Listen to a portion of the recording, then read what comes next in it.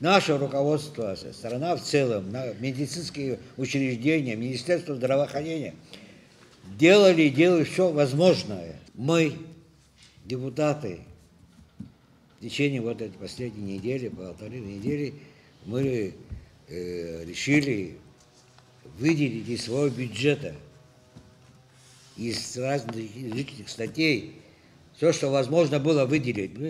Может быть, небольшая сумма, но 2 миллиона.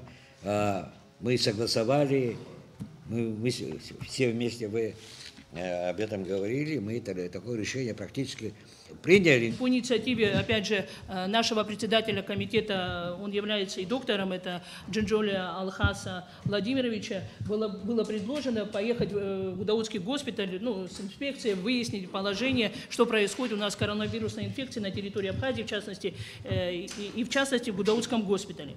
И там была у нас беседа, встреча, где были озвучены все насущные проблемы, необходимые расходные материалы для работы, лекарства, какие необходимы для госпиталя, для работы госпиталя.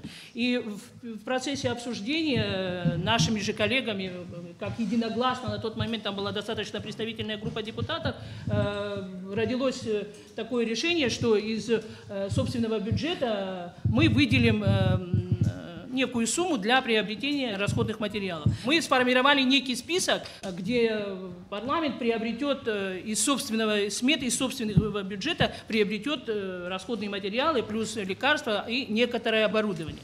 Я хочу еще сказать, что, может, некоторые коллеги не знают, но наши депутаты, в частности, надо отдать должное Амару Коковичу Джинджоле, поскольку он тоже сам на основании, там у него есть друзья, коллеги, Рубин, магазин Рубин, тоже выделил Гудаутскому госпиталю. Гудаутский госпиталь прямо написал нам список товаров, именно хозтоваров даже, которые необходимы в процессе их деятельности, работы. Тут же наши коллеги приобрели данные товары и отправили в Гудаутский госпиталь, на что я тоже хочу поблагодарить своих коллег. Я думаю, что наша помощь, она будет посильной, но необходимой.